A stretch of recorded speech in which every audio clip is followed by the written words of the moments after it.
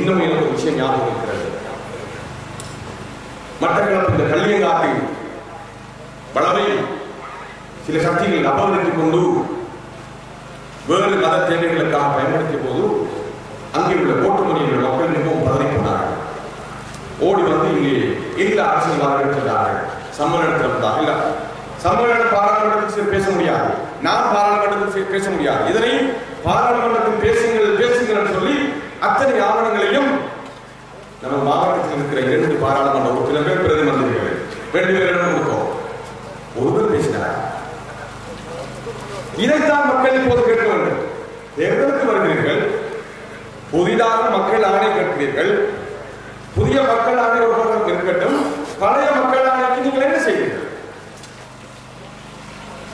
பதுரியா கூட்டத்தில் பேசும் ஒரு விடயத்தை நான் ஞாபகப்படுத்த வேண்டும். முஸ்லிம்களுக்கான ஒரு நூல் குடியேற்ற உயர்மட்ட மாநாடு கச்சேரியில் நடக்கிறது. போன வருடமே இருக்கு, கடந்த வருடம் போன வருடமாக நடக்கிறது. நாங்கள் தெரிந்து கொண்டோம் அந்த மீள்குடியேற்ற சம்பந்தமான மாநாட்டுக்கு முஸ்லிம்கள் யாரும் அழைக்கப்படவில்லை. அரசியல்வாதிகள் அழைக்கப்படவில்லை, மாகாண சபை அழைக்கப்படவில்லை, சிவில் சமூகம் அழைக்கப்படவில்லை. இதை தெரிந்து கொண்டு உடனடியாக சம்மேளன ஒரு குழுவை நியமித்து கச்சேரிக்கு சென்று ஜியை சந்திப்போம். அங்கே அவர் சொல்கிறார், இதற்கு மேலிடத்தில் உத்தரவு, இது எனக்கு மேலிடத்தில் உத்தரவு, யாரையும் அழைக்க முடியாது. மட்டக்களப்பு மாவட்டத்தில் 33 கிராமங்கள் வெளியேற்றப்பட்டு இன்னும் மீள்குடியேற்றத்துக்காக காத்திருக்கிறார்கள். அதை செய்ய வேண்டிய அரசாங்கத்தில் கடமை. யுத்தம் முடிந்த இந்த கட்டத்தில் அதை செய்ய வேண்டுமார்கள். அதை அந்த உத்தியோகமான கூட்டத்தில் பேசாமல் எங்கு பேசுவது? மீள்குடியேற்ற அமைச்சர் பொறுப்பில் வருகிறார். அரசாங்க அதிபர் எல்லா அதிகாரிகளும் அங்கே நடவடிக்கையாக காத்திருக்கிறார்கள். முஸ்லிம்கள் பிரச்சனை பேசப்பட்டது. நாங்கள் சம்மேளனம் சார்பாக ஏனையவர் அத்தனை பேரும் இந்த அரசியல்வாதிகளை கொண்டாடினோம். பிரதிநிதி ஹிஸ்புல்லா, பிரதிநிதி பசிஷேதாவும் அத்தனை பேரும் கேட்டார்கள், நீங்கள் வலியுறுத்துங்கள், கண்டிப்பாக கலந்து கொள்ளுங்கள் என்று சொன்னோம். கலந்து கொள்ளவே இல்லை, வலியுறுத்தவே இல்லை, அதற்காக போராடவே இல்லை. நடந்தது தெரியுமா? காலையிலே உத்தியோகமான கூட்டம் அங்கே நடக்கிறது கச்சேரியிலே. மக்களிடம் ஏதாவது சொல்லி சமாளிக்க வேண்டும் என்பதற்காக அங்கே மீள்குடியேற்ற அமைச்சரை இங்கே தன்னுடைய அலுவலகத்துக்கு அழைத்து வந்த பிரதி அமைச்சர் ஹிஸ்புல்லா டீ பார்ட்டி கொடுத்து அவர் அனுப்பி வைக்கிறார். நான் அந்த கூட்டத்தில் கேட்டேன், பிரதி அமைச்சராக எம்பியாக தெரிவு செய்வது, கச்சேரிக்கு வர ஆட்கள் கூட்டு வந்து டீ பார்ட்டி நடத்துவது, பிரச்சனைகளை பேச வேண்டும். நம் பிரச்சனைகள் பாராளுமன்றத்தில் பேச முடியவில்லை, கச்சேரியில் பேச முடியவில்லை என்றால் எதற்காக நீங்கள் இருக்கிறீர்கள்? இதுக்கும் நல்லாட்சிக்கான மக்களிடம் உரிமை பிரச்சனையாக சொல்லுகிறது. நேற்று நான் வாழைச்சேரிக்கு சென்றபோது, நேற்று காலையிலே ஒரு முஸ்லிம் காங்கிரசுடைய முன்னாள் மூத்த ஒரு அபிமானியை உழைப்பாளியை அஷ்ரஃபுடைய காலத்திலே, என்னுடைய மர்ஹூம் ஷஹீத் அஹமது நபியோட காலத்திலே இருந்து உழைப்பவர் மனிதர் இப்போது நோய்வாய்ப்பட்டிருக்கிறார். அவரை நான் பார்ப்பதற்காக சென்று பிஎம்பி சம்பந்தமாக அவருடன் அறிமுகப்படுத்திய போது அவர் கேட்டார், தம்பி, உங்களோட விடயங்களை எல்லாம் படித்திருக்கிறேன், உங்களோட பேப்பரோட எல்லாம் பார்த்துருக்கிறேன், நல்ல விஷயம். ஆனால் இந்த மாவட்டத்தில் நாங்கள் 1-2 ஆசனங்களை எடுத்து மாகாண சபையில் 2-3 ஆசனங்களோடு இருந்து என்ன செய்யறாங்க சந்தேகமாக இருக்கு அப்படின்னு சொன்னார். நான் நினைத்தேன் உண்மையிலேயே விளக்கம். உண்மையிலே அவருடைய ஆனந்தத்திலே தான் கேட்டார். அவர் உண்மையிலே அவருடன் நான் கேள்வி கேட்டோம். பாராளுமன்றத்தில் எத்தனை உறுப்பினர்கள் இருக்கிறார்கள்? முஸ்லிம் மந்திரிகள், முஸ்லிம் உறுப்பினர்கள் 17 பேர். மாகாண சபையில் எத்தனை பேர் இருந்தார்கள்? 17 பேர். ஏதாவது ஒரு பிரச்சனை தீர்ந்ததா? ஒரு பிரச்சனை. விஜித்த ஹேரத் எம்பி அவர்களை நாங்கள் சந்தித்தோம் எலெக்ஷனுக்கு முன்பாக. ஏவிபியுடைய விஜித்த ஹேரத் அப்போது அவர் சொன்ன ஒரு தகவல் மிகவும் சுவாரஸ்யமாகவும் வேதனையாகவும் இருக்கு. அவர் சொன்னார், உங்களுக்கு நினைவு இருக்கிறதா, நாங்கள் எங்களுடைய அந்த பிரதிநிதிகள், எங்களுடைய அரசாங்க எம்பிகள் அல்லது பாராளுமன்ற எம்பிகள், அந்த பிரதிநிதிகளுடைய பாரபட்சம் அவருடைய கையாளாக நாங்கள் பேசிக் கொண்டிருக்கிற போது அவருடைய ஞாபகப்படுத்தினார். சொன்னார், உங்களுக்கு தெரியுமா, நான் எவ்விடத்திலே மந்திரியாக இருக்கிற போதுதான் முஸ்லிம் மாணவிகளுக்குரிய ஃபர்தா துணிக்குரிய அனுமதி எடுத்து நான் விநியோகித்து சொன்னார். எனக்கு அப்போதான் ஞாபகம் வருது, எவ்வளவு பெரிய விடயத்தை அவர் செய்திருக்கிறார். முஸ்லிம் வந்து செய்தார்களா, பின்னர் செய்தார்களா, யாரும் பேசுவது கிடையாது. எப்படி ஆயிருக்கிறது, அவர்களெல்லாம் ஒரு அலங்காரத்துக்கு வைக்கப்பட்ட பொம்மைகள் போல கொஞ்சம் பேர் ஏதோ ஊருக்குள்ள விளையாடுறதுக்கும் இந்த மாதிரி காணுடன் கிடந்தார்கள், கொஞ்சம் சீமத்திய கொண்டு வந்து வச்சு போட்டு போய் போட்டோ எடுத்து அறிவித்து நடக்கிறது என்று சொல்வதற்குமான பிரதிநிதிகளாக மாறியிருக்கிறார். பேசுவதற்கு யாரும் இல்லை. உங்களுக்கு தெரியும், தம்முள்ள பிரச்சனை நடந்த அதே காலத்தில் தான் இன்னொரு பிரச்சனை நடந்தது. சின்ன பிரச்சனை. கிளிநொச்சியிலே மாடு வைத்துக் கொண்டிருந்த ஒரு சிறுவனுக்கு விசாரணை இருக்கும்போது இராணுவம் தாக்கினார்கள், அடித்தார்கள் என்று சொல்லி ஒரு சாட்சி, ஒரு பிரச்சனை பாராளுமன்றத்திலே ஒழிக்கிறது. உடனடியாக ஒரு சர்ச்சையாக மாறுகிறது. அந்த இராணுவ அந்த சந்தேகம் கைது செய்யப்படுகிறார், நடவடிக்கை எடுக்கப்படுகிறது. ஏக காலத்தில் நடக்கிறது. ஆனால் முஸ்லிம்களுடைய பிரச்சனை, தமிழக பிரச்சனை நடக்கிறது. அதைத் தொடர்ந்து இன்னும் ஒரு மூதல் பிரச்சனை நடக்கிறது. அதைத் தொடர்ந்து இதை மனதில் வைத்துக் கொண்டுதான் நாம் இந்த தேர்தலை பார்க்க வேண்டும். தெளிவாக நாம் உடையத்தில் இருக்க வேண்டும். ஒவ்வொரு காரியமும் அது எந்த நோக்கத்துக்குரியது என்பது மட்டும் ஒரு தெரிய வேண்டும். நகர சபை வந்தது, அது என்ன நோக்கம்? அங்கே உரிமை பிரச்சனைகள் பேசுகின்ற மன்றாடுகள் இடம் கிடையாது. அது உட்கட்டமைப்பு அபிவிருத்தி, உள்ளூர் நிர்வாகம், சுகாதார மேம்பாடு போன்ற விஷயங்களை ஒழுங்குபடுத்துகிற நகர சம்பந்தப்பட்ட உரிமை பிரச்சனை பற்றி பேசுவது கிடையாது. மாகாண சபை நேரடியாக உரிமையோடு சம்பந்தப்பட்டது. முஸ்லிம்களுடைய உரிமை, அரசியல் தீர்வு, அதிகார பகிர்வு என்ற விடயங்கள் சம்பந்தப்பட்டது. இந்த மாகாண சபையில் இருந்து பேசக்கூடிய முஸ்லிம்களுக்காக குரல் கொடுக்கக்கூடிய அந்த நம்பிக்கைக்குரிய நபர்கள் யார் என்பதை தான் விடைபெறுகிறது. எனவேதான் நல்லாட்சிக்கான மக்கள் இயக்கம் இந்த தேர்தலை பொறுத்தவரையிலே இந்த தேர்தலுடைய நோக்கம் தொடர்பில் தெரிந்து கொண்டு மக்கள் வாக்களிக்க வேண்டும் என்பது கவனமாக இருக்கிறது. தேர்தலுடைய நோக்கம் என்ன? உங்களுக்கு தெரியும், யுத்தம் நடந்து முடிந்த பிறகு இப்போது அரசியல் தீர்வு பற்றி மிக அதிகமாக பேசப்படுகிறது. அரசு நிரந்தரமான அரசியல் தீர்வு வர பேசப்படுகிறது. அரசியல் தீர்வு என்பது முழுக்க 13வது திருத்த சட்டத்தை மையப்படுத்தி தான் பேசப்படுகிறது. 13வது திட்டம் 13+ என்று சொல்வார்கள், 13- என்று சொல்வார்கள். 13வது திருத்த சட்டமும் அதற்கு அதிகமாக சொல்வார்கள், சில பேர் மைனஸ் சொல்வார்கள். இப்படி பேசப்படுகிறது. ஆனால் அதே நேரம் இந்த 13வது திருத்த சட்டம் மூலமாக வழங்கப்பட்ட அதிகாரங்களை இந்த மக்களுக்கு கொடுத்து விடக்கூடாது என்பதையும் அரசாங்கம் கவனமாக இருக்கிறது. இதுதான் வைத்துக் கொள்ள வேண்டும். உண்மையில் ஒரு 27ஆம் ஆண்டு இந்திய இலங்கை ஒப்பந்தம் மூலம் இந்த அதிகாரம் ஏன் வந்தது? மத்திய அரசாங்கத்திலே குறிக்கப்பட்டிருக்கிற இந்த அதிகாரத்தை பொதுமக்கள் நீண்ட காலமாக அனுபவித்து வருகிற இந்த பிரச்சனைகளுக்கு தீர்வாக அதிகாரத்தை அவர்கள் கையெழுத்து ஒரு வகையான சுயாட்சியை கொடுத்து, அதிகார பரவலாக்கலை கொடுத்து, அவர்களுடைய தேவைகளை அவர்களை பூர்த்தி செய்கிற ஒரு நிலவரமாக வந்தது. காணி பிரச்சனை, சுகாதார பிரச்சனை, கல்வி பிரச்சனை, ஏனைய சில நிர்வாக பிரச்சனைகளுக்கு பல விஷயங்களுக்கு இந்த மாகாண சபை தீர்வாக வந்தது. ஆனால் அந்த தீர்வு மக்களுக்கு கிடைக்கவில்லை, பிரச்சனைகளுக்கு தீர்வாக அமையவில்லை. எனவேதான் இன்னமும் பிரச்சனைகள் பற்றி நாம் பேசிக் கொண்டிருக்கிறோம். மாகாண சபை நிர்வாகம் அப்படி இருக்கிறது. ஆனால் மாகாண சபையினுடைய நிர்வாகத்துடைய அந்த அதிகாரம் தொடர்ந்து தேங்கி போய் கொண்டிருக்கிறது. என்ன சுருக்கமாக சொன்னால் என்ன நடந்திருக்கிறது என்றால், மத்திய மக்கள், சிறுபான்மை மக்கள் மிகுந்த கஷ்டப்பட்டு போராடி அந்த அதிகார பரவலாக்கலை எடுத்துக் கொண்டிருக்கிறார்கள்.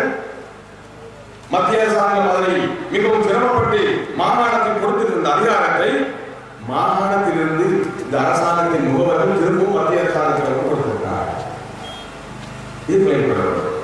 இப்போது அரசாங்கம் இந்த மாகாண சபையை எப்படியாவது வென்றுவிட வேண்டும் என துடிக்கிறதற்கான காரணம் 2. ஒன்று, சர்வதேச சமூகத்தில் தன்னை நல்ல பிள்ளையாக, தான் தனக்கு இருக்கிற சிக்கல்கள், தனக்கு எதிராக எழுந்துகின்ற விமர்சனங்கள், பிரச்சனைகள், மனித உரிமை மீறல், சிறுபான்மை மக்களுடைய அரசியல் தீர்வு பிரச்சனையை தாமதித்தல், ஏனைய விஷயங்களில் தரவிருக்கிற பிரச்சனைகளை மறைத்து சர்வதேச மட்டத்தில் பிரச்சனைகளை மூடி மறைப்பதற்காக அரசாங்கம் முயற்சிக்கிறது. இரண்டாவதாக அதிகார பரவலாற்றின் மூலம் இந்த பிரதேசத்துக்கு அதிகாரம் கிடைத்துவிடக் கூடாது என்று அரசாங்கம் இருக்கிறார். உண்மை சொல்ல போனால் யாரெல்லாம் அரசாங்கத்தின் கையில் இந்த ஆட்சியை எவ்வித நிபந்தனையும் இல்லாமல் ஒப்படைக்க முன்வருகிறார்கள், பாடுபடுகிறார்களோ அவர்கள் இந்த மக்களுக்கு பெரிய துரோகத்தை செய்கிறார்கள். நான் ஸ்ரீலங்கா முஸ்லிம் காங்கிரஸ் உடைய ஒரு சிரேஷ்ட உறுப்பினரை சந்தித்த போது ஒரு விடயத்தை சொன்னேன். 18வது திருத்த சட்டத்துக்கு நீங்கள் ஆதரவளித்த விடயம் இருக்கிறது, இது பயங்கரமான துரோகம். முஸ்லிம் சமூகத்துக்கு மட்டுமில்லை, முழு நாட்டுக்கும் நீங்கள் செய்த பயங்கரமான துரோகம். இந்த நாட்டில் ஊழல், மோசடி அத்தனை விடயங்களையும் நிரந்தரமாக மாற்றிருக்கிறோம். இன்றைய பத்திரிகையிலே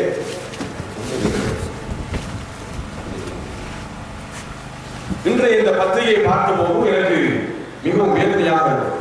இந்த நாட்டினுடைய நிலவரம் இங்கே செல்கிறது என்று மிகவும் வேதனையாக இருந்தது. என்ன சொல்லுங்கள் என்றால், president asked me to keep safe இன் கர்நாடகா. இந்த விடயம் அதிகமாக நமது மக்களுக்கு தெரிந்திருக்காது. இந்த நாட்டில் இந்த பங்கு சந்தை எங்கும் இருக்கிறது. இந்த நாட்டின் பெரும் நிதி எல்லாம், பெரும் நிறுவனங்கள் எல்லாம் வர்த்தகம் செய்கிற அந்த மூலதனங்களை பரிமாறிக் கொள்கிற பங்கு சந்தை இருக்கிறது. இந்த பங்கு சந்தையிலே பயங்கரமான மோசடிகள் நடைபெற்று வருவதாக அமெரிக்கான செய்தி வருகிறது. அதிலே மிக அண்மையில் நடந்த ஒரு மோசடி தான் NSB மோசடி. நேஷனல் சேவிங் பேங்க் உடைய பங்குகளை நிதியை பாவித்து மோசடி செய்தார்கள் என்கிற அந்த மோசடி நடந்தது. இதை உடனடியாக ஊடகங்கள் கண்டுபிடித்ததற்காக தடுத்து நிறுத்தப்பட்டது. இப்படி பல மோசடிகள் இந்த பங்கு சந்தையில் நடக்கிறது என்பதை அதற்கு தலைவராக இருந்தவர் தான் இந்த பங்கு சந்தைக்கு திறக்கிறவராக. அந்த மனுஷன் ஏதாவது நல்லது செய்வோம் என்று சொல்லி அந்த பங்கு சந்தையில் நடக்கிற ஊழல் மோசடிகளை கட்டுப்பாட்டுக்கு கொண்டு வருவதற்கு முயற்சி செய்கிறார். ஒரு வாரத்துக்கு முன்னால் அவசரமாக செய்தி வருகிறது, ராஜினாமா செய்துவிட்டார்கள். இப்போது செய்தி வருகிறது, ஜனாதிபதி என்னை கேட்டுக்கொண்டதன் காரணமாக நான் ராஜினாமா செய்தேன். இதிலிருந்து நமக்கு கிடைக்கிற செய்தி என்ன? இந்த நாட்டின் பெரிய ஒரு மூலதனத்தை கட்டி காக்க வேண்டிய பங்குச்சந்தை தலைவர் ஊழல் மோசடிக்கு எதிராக போராடுகிற போது அவரை பாதுகாக்க வேண்டிய அரசாங்கம் அல்லது ஜனாதிபதி அவரை பதவி விட்டு போங்கள் என்று சொல்கிறது. அப்படின்னா நாட்டின் மோசடி ஊழல் என்பது ஒரு நாளாண்டு விடயமாக மாறி இருக்கிறது. மக்கள் இப்படித்தான் சொல்லப்படுகிறார்கள். எனவேதான் அந்த ஸ்ரீலங்கா முஸ்லிம் சொல்லும், நீங்கள் ஆதரவளித்த அந்த 18வது திருத்த சட்டம் இருக்கிறது, இந்த நாட்டில் கொஞ்சம் நெஞ்சம் ஊழல் மோசடிகளை பாதுகாப்பதற்காக இருந்த சில நடைமுறைகள் கூட இல்லாமல் ஆகியிருக்கிறது. அந்த சுயாதீன ஆணைக்குழு என்ற நடைமுறை இல்லாமல் ஆகியிருக்கிறது. எனவே நாட்டுக்கு செய்த பெரிய துரோகம். மீண்டும் இந்த மாகாண சபை விடயத்தை அரசாங்கத்துடைய கையில் ஒப்படைத்து துரோகத்தை செய்து விடாதீர்கள் என்று அவர் சொன்னார். அவர் அதை மறக்காமல் ஏற்றுக்கொண்டார். என்றால் அவருக்கு தெரியும், அதை மறக்க முடியாது. இந்த விடயத்தை நான் இன்னொரு கூட்டத்தில் விரிவாக பேச வேண்டும். 18வது திருத்த சட்டம், அதில் இருக்கிற உள்ளடக்கம், முஸ்லிம் பாவம் நடந்து கொண்ட விதம், மக்களுக்கு அது செய்த துரோகம், வாக்குறுதிய விதம், இதை பற்றியெல்லாம் நாம் பேச வேண்டும். எனவேதான் வரப்போகிற இந்த மாகாண சபையிலே உரிமைகளுக்காக சோரம் போகாமல் பேசக்கூடியவர்களை தெரிவு செய்ய வேண்டிய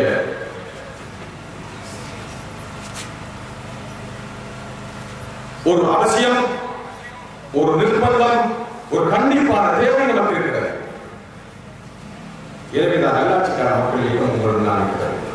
ஏன் மூதூர் மக்கள், திருவண்ணாமலை மக்கள் வேகமான நல்லாட்சிக்கார மக்கள் இயக்கத்தை நோக்கி வருகிறார்கள். நாங்கள் அங்கே கூட்டம் நடத்தியது போதெல்லாம் பெரும் அமைச்சர்கள் எல்லாம் கூட்டம் நடத்தியதாக சொன்னார்கள். மக்கள் அவர்களுக்கு ஆதரவு அளிக்கவில்லை. ஆனால் நல்லாட்சிக்கார மக்கள் இயக்கத்தில் பின்னால் அணிந்திருக்கிறார்கள். எனக்கு இன்று பின்னேறம் ஒரு சகோதரர் அங்கிருந்து கோல் பண்ணி சொன்னார், மூதியை நீங்கள் எப்படி மாற்றினீர்கள் இவ்வளவு வருமா? உண்மைதான். காத்தான்குடியிலே ஒரு 5 வருட உழைப்பில் கிடைத்த அந்த மாற்றம் திருவண்ணாமலை 3 தோப்பு பகுதிகளில் 2 மாத உழைப்பில் கிடைத்திருக்கிறது. ஆனால் இது எதை காட்டுகிறது என்றால், ஒவ்வொரு பிரதேசத்திலும் மக்கள் நம்பிக்கைக்கு பாத்திரமாக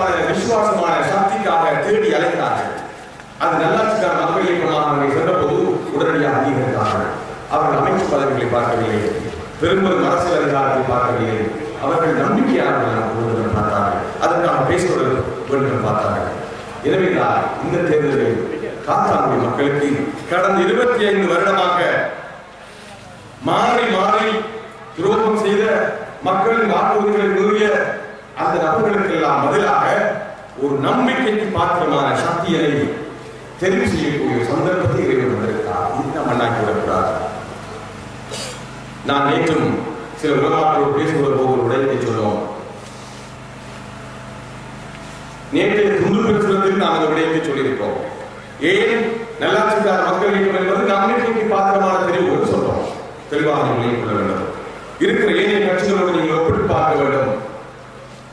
அது ஸ்ரீலங்கா முஸ்லிம் காங்கிரஸ் இருந்தால் என்ன, ஐக்கிய தேசிய கட்சியாக இருந்தால் என்ன, அல்லது இந்த PA அரசாங்க தரப்பாக இருந்தால் என்ன, இவர்கள் எல்லாம் விட நாம் எதிர்பார்க்கிற சிறப்பும் நம்பகத்தன்மையும் விசேடத்தன்மையும் கொண்ட இயக்கமாக நல்லாட்சிக்கான மக்கள் இயக்கம் இருக்கிறது என்பதை நீங்கள் பார்க்கிறோம். ஒப்பிட்டு பார்க்கிறோம். எங்களுடைய இந்த இயக்கத்துடைய தலைமைத்துவ கட்டமைப்பு, இந்த இயக்கத்தில் பதவிகளுக்கு போட்டி போட்டு அடிப்படைப்பட்டு சண்டை பிடிக்காத நிலைமை இங்கே பார்த்தால் விளங்கும். இங்கே இருக்கிற போஸ்டர்கள் எதை பரிசாற்றுகிறது என்றால் ஒவ்வொருவரும் இருக்கிற அந்த பதவி போட்டி சண்டை இவர்கள் இந்த நல்லாட்சிக்கார மக்கள் இயக்கத்துடைய பதவிக்காக சண்டைப்படுவதில்லை. இந்த சமூகத்துக்காக அனைவரும் உழைப்பதற்காக பேசிக் கொண்டிருக்கிறோம். எந்த ஒரு சக்தியும் எந்த ஒரு கட்சியும் பிரபுகளும் மக்களுக்கு முன்னால் வந்து இறைவன் மீது ஆணையாக கிடைக்கிற அதிகாரத்தை பதவியை உங்களுக்கு மக்களுக்காக மட்டுமே பயன்படுத்துவேன், நேரடியாகவோ மறைமுகமாகவோ என்னுடைய எந்த பொருளாதார ஏனைய நன்மைகளுக்காக பயன்படுத்த மாட்டேன் என்று சத்தியம் செய்து வாக்கு பெற்ற சக்தியை நீங்கள் காணவில்லை. அதுபோன்ற பள்ளி வாயிலை சத்தியம் செய்து பதவியை ஏற்ற சக்தியை காணவில்லை. இருந்தாலும் எதிர்த்து சொல்லித்தார் காணவில்லை.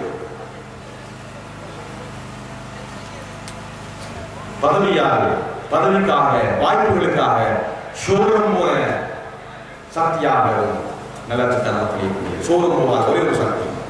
எனவே தான் நேற்று நாங்கள் உலமாக்கள் பேசுகிற போது ஒரு விடயத்தை சொன்னோம். 2 காரணங்களுக்காக, 2 சுருக்கமான காரணங்களுக்காக நல்லாட்சிக்கான மக்கள் இயக்கத்திற்கு நீங்கள் திட்ட தெளிவாக நீங்கள் ஆதரவு வழங்க முடியும். ஒன்று, அரசியலில் விலை போகாத சக்தி என்கிற வரலாற்றை கொண்ட அமைப்பாக நல்லாட்சிக்கான மக்கள் இயக்கம் விலை போகவில்லை. அதையும் நான் சொல்ல வேண்டும். இந்த தேர்தலிலே எல்லா அரசியல் கட்சிகளும் எங்களை நோக்கி வந்தார்கள். ஐக்கிய தேசிய கட்சி வந்தது, அரசாங்க கட்சி வந்தார்கள், SLMCயும் ஒரு வகையாக பேசினார்கள். நாங்கள் எதிர்பார்த்தோம் எப்படியாவது இந்த மாகாண சபைக்கு போய்விட முடியுமா என்பது பார்க்கவில்லை. மாகாண சபைக்கு போனால் மக்களுக்காக என்ன செய்ய முடியும், அதை எப்படி உத்தரவாதப்படுத்த முடியும் என்பதை தான் பார்க்க. இந்த சந்தர்ப்பம் கிடைக்கிற போது ஒருவருடைய நேர்மையை பரீட்சித்து பார்க்கிறதுக்கு சந்தர்ப்பம் வர வேண்டும். நான் நேர்மையாளர்கள் பதவி ஆசையாளர்கள் ஒருவர் சொல்லிக்கொண்டே இருக்கிறார்.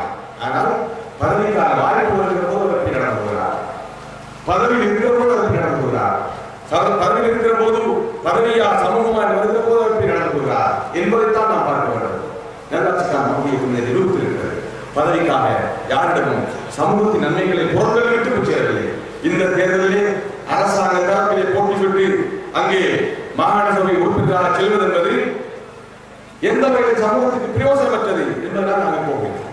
பதவியை மாற்ற யோசித்தால் போயிருக்க ஒரு பொதுமக்களுடைய நிச்சயமாக. எனவே அரசியலிலே விலை போகாத ஒரே ஒரு சக்தியாக நல்லாட்சிக்கான மக்கள் இருக்கிறது. 2வது, அரசியலுக்காக வாக்குகளை சேர்ப்பதற்காக மார்க்கத்தை மீறாத, இஸ்லாமிய வழிமுறைகளை மீறாத, மார்க்கத்தை விலை பேசாத ஒரே ஒரு சக்தியாகவும் நல்லாட்சிக்கான மக்கள் இருக்கிறது.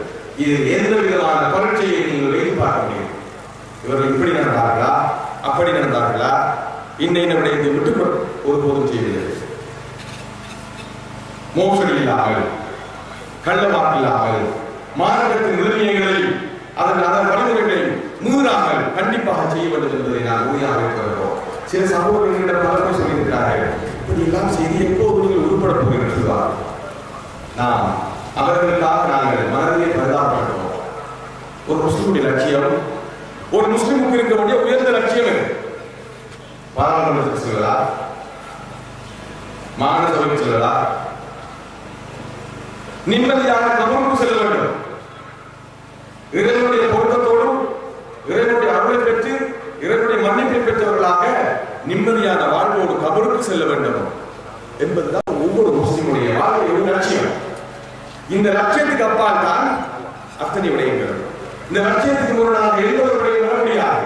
பாராளுமன்றத்தில் விடயம் வர முடியாது, அதிகார பதவிக்கு விடயம் வர முடியாது, எதுவும் வர முடியாது. இதில் நல்லாட்சிக்கான மக்கள் தெளிவாக இருக்கிறது. எனவே எனக்கு பின்னர் பிரதோஷ் அலிவர் உரையாற்றி கொண்டிருக்கிறார். இன்ஷா அல்லாஹ் முஸ்லிம் சமூகத்துடைய அரசியலின் உரிமை விவகாரங்கள் கடந்த காலத்திலே நமது கட்சிகள் எப்படியெல்லாம் அதை உதாசீனம் செய்து அந்த சந்தர்ப்பங்களை மண்ணாக்கி இருக்கிறார்கள் என்ற விடயங்களை இன்ஷா அல்லாஹ் அடுத்த கூட்டங்களை நான் விரிவாக கொஞ்சம் நேர்வழக்கில் பேச வேண்டும் என்று இன்ஷா அல்லாஹ் அவங்களோட பேசுவோம். இந்த தேர்தலை பொறுத்தவரையிலே அபிவிருத்தி கோஷம் அது புதிதல்ல, நமக்கு புதிதல்ல. 3000 மில்லியன் வருது அந்த ஒப்பந்தம். இங்கே ஜப்பான் இந்த அண்டர் கிரவுண்ட் பாலம், நிலப்பீடு பாலம், சுரங்க பாலம் சம்பந்தமாக பேசுகிற போது அந்த அரசியல்வாதி சொன்னதாக எனக்கு சொன்னார், நாங்கள் அவசரமாக துறக்க இருக்கிறோம், ஜப்பானில் இருந்து கொண்டு வந்து இன்ஜெக்ஷன் அழைத்திருந்தார். அண்டர் கிரவுண்ட் பாலம் இன்ஜெக்ஷன் மக்களை அண்டர் கிரவுண்ட் பாலம் கட்டுவதற்கு ஒரு பொறியியல் முறை இருக்கிறது. அதை யோசித்து மோசடி இல்லாமல் செய்திருந்தால் அது கட்டப்பட்டிருக்கும். நேற்று நான் ஓட்டமாவடியில் இருந்தபோது ஒரு சகோதரர் விடயத்தை சொன்னார். அவர் அந்த பொந்தராத்து செய்கிற மனிதர், பொன்றை செய்கிற மனிதர். அவர் சொன்னார், இங்க இருக்கிற எந்த அரசியல்வாதியும் எங்களுக்கு முன்னால் இந்த நேர்மை நியாயம் பற்றி கலைக்க முடியாது. ஏனென்றால் அத்தனை பேருக்கு நாங்கள் காசு கொடுத்துருக்கோம். அவர் அடுத்து சொன்னார், அங்கே பொன்றை செய்கிறவர் பட்டியலையும் சொன்னார். இவருக்கு 40 லட்சம் கொடுத்தோம், இவருக்கு 25 லட்சம் கொடுத்தோம், பட்டியலையும் சொன்னார். இதை மாற்றிக்கொண்டுதான் அரசியல் செய்கிறார்கள். எனவே கண்டிப்பாக நல்லாட்சிக்கான மக்கள் இயக்கத்துக்கு தான் ஆதரவு இருக்கிறது. ஏனென்றால் என்னுடைய ஊழல் மோசடியும் சாட்சியாக இருக்கிறோம் என்று சொன்னார். இன்று காலையிலே நான் ஒரு வீதி அமைத்துக் கொண்டிருக்கிற போது ஒரு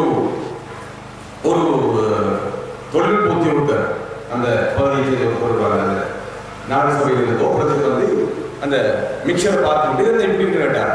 இவர் சொன்னார், அப்படித்தான் இருக்கும், ஏன்னா காசு கொடுத்துருக்கேன் சொன்னார். அவர் சொல்றார், அந்த டெக்னிக்கல் ஆபீசர் வந்து கேட்டிருக்கிறார், பார்த்துட்டு என்ன எப்படி தரமில்லாமல் போடுங்க சாமான, அது அப்படிதான் இருக்கும்.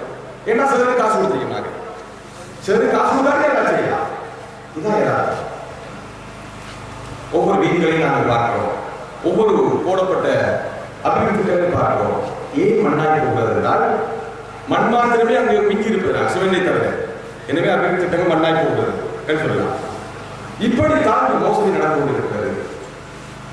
எனவே இந்த விடயங்களுக்கெல்லாம் முற்றுப்புள்ளியும் இந்த விடயங்களுக்கெல்லாம் ஒரு தீர்வாகவும் தான் இப்போது நல்லாட்சிக்கான மக்கள் இயக்கம் ஒரு நம்பிக்கைக்கு பார்க்கமான சக்தியாக வளர்ந்து வந்திருக்கிறது. இன்ஷா அல்லாஹ் அடுத்த கூட்டங்களை நான் விரிவாக பேச வேண்டும். எனவே இறுதியாக இந்த தேர்தலில் எந்த மறு யோசனைக்கும் இல்லாமல் வாக்களிக்கக்கூடிய ஒரு சக்தியாக இருக்கிறது இந்த அபிவிருத்தி கோஷங்கள். அந்த பில்லியன் இங்கே கொண்டு வருகிறேன் என்பது என்ற விடயங்கள் எல்லாம் அது நடந்துவிட்டு போகட்டும், நடந்தவர்கள் கண்டுவிடுவோம். எத்தனை காலம்தான் இந்த கோஷத்தை சொல்லியிருக்கார்கள். நான் சும்மா ஒரு கணக்கு பார்த்தேன். காத்தாங்குடியிலே இந்த உள்ளக வீதிகள் எல்லாம் ஒரு 25 கிலோமீட்டர் இருக்கிறது சொன்னால் 25 வருடம் அரசியல்வாதிகள் இவர்கள் ஆட்சியில் இருந்திருக்கிறார்கள் மாறி மாறி. ஒரு வருடத்துக்கு 1 கிலோமீட்டர் போகலாம் முடியும். ஆனால் இப்போ வராது. இறைவனுடைய அருளோ அல்லது கண்டனோ சோதனையோ சுனாமி வந்ததன் காரணமாக பிரதான வீதி ஒரு நல்ல வீதியாக அமைந்தது. என்றால் அது அவர்களிலிருந்து கொத்தில் வரையில் உள்ள ப்ரோஜெக்டிலே நாங்களும் அவை மாற்றிக்கொண்டதுதான் தெய்வாதீனமாக நமக்கு நல்ல வீதி கிடைத்தது என்பது மட்டும்தான் யாராக இது என்ன நடந்தது. ஒவ்வொரு முறையும் இதே கதை. மடுவு பிரச்சனை இருக்கிறதா, காணி பிரச்சனை இருக்கிறதா? காணி பிரச்சனை நமக்கு தெரியும். குப்பை கொண்டுள்ள பிரச்சனையிலே அங்கே போய் காணியை கேட்டு மன்றாடுங்கள் வாதாடுங்கள் சொன்னால் அதெல்லாம் பேசப்படவில்லை. சம்மேளனத்துக்கு சொல்வார்கள் காசு கலெக்ட் பண்ணிட்டார்கள். கூடு வீடாக சென்று காசு கலெக்ட் பண்ணி காணி வாங்கி கொடுத்துதான் இவர் அபிவிருத்தி செய்ய வேண்டும் என்றால் அது சம்மேளனம் பள்ளி வாயிலும் செய்யலாம். பிரதி அமைச்சர் தேவையில்லை, இவருக்கு அரசியல் தேவையில்லை. இதைத்தான் நாம் விளைவு கொள்ள வேண்டும். எனவே இந்த அபிவிருத்தி கோஷங்கள் இந்த அதை செய்வேன் இதை செய்வேன் என்கிற விடயங்களெல்லாம் மக்கள் குளித்து போன விடயங்கள். இதை பற்றி நாங்கள் கண்டுகொள்ள தேவையில்லை. இந்த முறை இம்முறையாவது ஒரு ஒரு விசுவாசமான மக்களுக்காக துணிச்சலுடன் குரல் கொடுக்கக்கூடிய பதவிகளுக்கு சோரம் போகாத வரலாற்றை கொண்டிருக்கிற அரசியலை தொழிலாக செய்யாத அல்லது அரசியல் அனுசரணையோடு தொழில்கள் செய்யாத இந்த நல்லாட்சிக்கான மக்கள் இயக்கம் உங்கள் நம்பிக்கைக்கு பாத்திரமான நல்லாட்சிக்கான மக்கள் இயக்கத்திற்கு நீங்கள் வாக்களிக்க வேண்டும். அந்த வகையில் இரட்டை கோடி சின்னத்துக்கு நீங்கள் வாக்களிக்க வேண்டும். உங்கள் நண்பர்கள், உங்கள் உறவினர்கள், உங்களது வெளியூரில் இருக்கிற நண்பர்களுக்கும் இந்த செய்தியை சொல்வதன் மூலமாக இந்த சக்தியை மாபெரும் சக்தியாக மாற்றி வெற்றி பெற்ற சக்தியாக மாற்ற வேண்டும் என்பதோடு இந்த நல்ல மாற்றத்தில் இறைவன் நமக்கெல்லாம் கூலி தருகிற நல்ல பெரிய கூலியை தருகிற நல்ல மாற்றத்திலே நாங்களும் நீங்களும் பங்காளிகள் என்கிற சந்தோஷத்தோடு மறுமையிலே நாங்கள் எல்லோரும் சொர்க்கத்தை சந்திக்கிற அந்த வாய்ப்புக்காகவும் நாங்கள் பிரார்த்திக்க வேண்டும் என கூறி முடிக்கிறேன். அஸ்ஸலாமு அலைக்கும் வரஹ்மத்துல்லாஹி வபரகாத்துஹு. அது தங்காலையிலே அந்த பிரதேச தவிசாளர் அங்கே குடிபோதையிலே அங்கே வந்திருந்த வெளிநாட்டு ஒரு யுவதியை கற்பழித்து விடுகிறார். கூட இருந்தவரை கொண்டு விடுகிறார். பிரச்சனை நடக்கிறது. எது அமைதிக்கு பங்குகளை இருக்கிறது, எது அமைதிக்கு ஊர்வலம் இருக்கிறது. இன்னொரு பக்கத்திலே பார்த்தால் பௌத்த மதத்தின் நாட்டிலே உண்மையாக அமல்படுத்த வேண்டுமாக இருந்தால் அதை தடுக்க வேண்டும். ஏன்னா பௌத்த மதம் எப்போதுமே போதையை இந்த மாதிரியான களியாட்டங்களை அங்கீகரிக்கிறது. இந்த அரசாங்கம் பௌத்த மதத்தின் மீது அக்கறை கொண்டதாக இருந்தால், பௌத்த மதத்தை பாதுகாப்பதாக இருந்தால், இஸ்லாமும் பௌத்த மதமும் தடுக்கிற விடயங்களை தடுத்திருக்க வேண்டும், செய்யவில்லை. ஆக மார்க்கம் என்பது மதம் என்பது எப்படி ஆரம்பித்திருந்தால், மதம் மீதான பற்று என்பதை விடவும் தமது இனவாத வரியை காட்டுவதற்கான ஒரு ஊடகமாக மத சுதந்திரம் பயன்படுத்தப்படுகிறது. இன்னொரு வாசையை சொன்னால், மத சுதந்திரம் என்பது மத அத்துமுறையாக மாறி இருக்கிறது. மத ரீதியான அத்துமுறை. இதற்கு உதாரணத்தை சொல்லலாம். பேச்சு சுதந்திரம் இருக்கிறது, நடமாடும் சுதந்திரம் இருக்கிறது. நடமாடும் சுதந்திரம் இருக்க வேண்டும் என்பதால் நடமாடும் கொண்டே பக்கத்தில் இருந்து அரைந்து விட்டு போக முடியாது. நடமாடுகிறேன். நடமாட சுதந்திரத்துக்கு ஒரு கட்டுப்பாடு இருக்கிறது, ஒரு வரையறை. பேச்சு சுதந்திரம் என்பதற்காக நான் உங்களை பார்த்து தாறுமாறாக விழிவாக பேசிவிட்டு போக முடியாது. எனக்கு ஒரு வரையறை இருக்கிறது என்பது போலதான் மத சுதந்திரத்துக்கு ஒரு வரையறை இருக்கிறது. ஆனால் நாட்டிலே மத சுதந்திரம் இன்னும் ஒரு மதத்தின் மீதான அடக்குமுறையாக மாறி இருக்கிறது. இது யார் பேசுவது? இதை பேசுவதற்கு இவர்கள் யார் இருக்கிறார்? ஒரு தரப்பு சொல்கிறது அத்தாவுல்லா, அஸ்வர் ராஜியார், இன்னும் சிலர் போன்றவர்கள் இதெல்லாம் வெளிநாட்டு வேறு சக்திகளுடைய ஏன் அந்த சக்தியை கண்டுபிடிக்க முடியவில்லை? இவ்வளவு பகிரங்கமாக உங்களுக்கு தெரியும், தமிழை பள்ளிவாயில் நடந்த சம்பவத்தின் போது பகிரங்கமாக வந்து ஆர்ப்பாட்டம் நடத்தியவர்கள் தாக்கல் நடத்தியா ஆதாரம் இருக்கிறது. ஏன் முடிக்கவில்லை? மன்னாரிலே அந்த ஆர்ப்பாட்டம் நடந்த விஷயத்திலே அரசாங்கம் அழகாக கேள்விப்படுகிறது.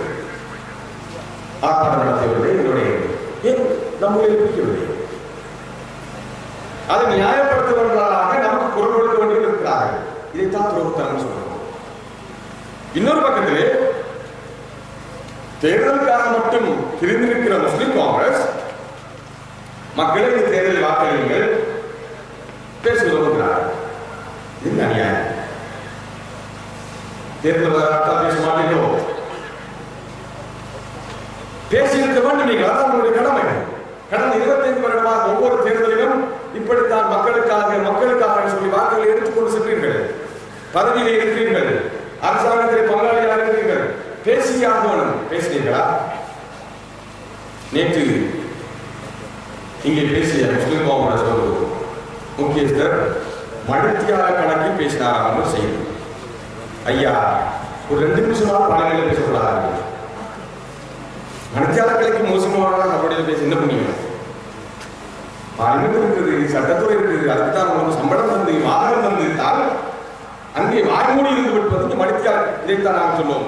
வீதிகளில் சந்திகளில் வீராவேசம் பேசுகிறவர்கள் பேச வேண்டிய இடத்திலே பேச மாட்டார்கள். இன்னும் எனக்கு ஒரு விஷயம் ஞாபகம் இருக்கிறது. மட்டக்களப்பு இந்த கள்ளியங்காட்டு வளவை சில சக்திகள் அபகரித்துக் கொண்டு வேறு மத தேவைகளுக்காக பயன்படுத்திய போது அங்கே உள்ள ஓட்டுமணியர்கள் மக்கள் மிகவும் பதறிக்கொண்டார்கள். ஓடி வந்து இங்கே எல்லா அரசியல்வாதிகள் சென்றார்கள். சம்மேளனத்தில் இல்ல சம்மேளன பாராளுமன்றத்தில் பேச முடியாது, நான் பாராளுமன்றத்தில் பேச முடியாது. இதனை பாராளுமன்றத்தில் பேசுங்கள் என்று சொல்லி அத்தனை ஆவணங்களையும் நம்ம மாவட்டத்தில் இருக்கிற 2 பாராளுமன்ற உறுப்பினர்கள் பிரதி மந்திரிகள் 2 பேரிடம் கொடுத்தோம். ஒருவர் பேசினார். இதைத்தான் மக்கள் இப்போது கேட்க வேண்டும். தேர்தலுக்கு வருகிறீர்கள், புதிதாக மக்கள் ஆணை கேட்கிறீர்கள். புதிய மக்கள் ஆணை ஒரு பக்கம் இருக்கட்டும், பழைய மக்கள் ஆணைக்கு நீங்கள் என்ன செய்வீர்கள்? பதுவியா கூட்டத்தில் பேசிய ஒரு விடயத்தை அங்கே ஞாபகப்படுத்த வேண்டும். முஸ்லிம்களுக்கான ஒரு நூல் குடியேற்ற உயர்மட்ட மாநாடு கச்சேரியில் நடக்கிறது. போன வருடம் எனக்கு கடந்த வருடம் போன வருடமாக நடக்கிறது. நாங்கள் தெரிந்து கொண்டோம் அந்த மீள்குடியேற்றம் சம்பந்தமான மாநாட்டுக்கு முஸ்லிம்கள் யாரும் அழைக்கப்படவில்லை. அரசியல்வாதிகள் அழைக்கப்படவில்லை, மாகாண சபை அழைக்கப்படவில்லை, சிவில் சமூகம் அழைக்கப்படவில்லை. இதை தெரிந்து கொண்டு உடனடியாக சம்மேளனத்தில்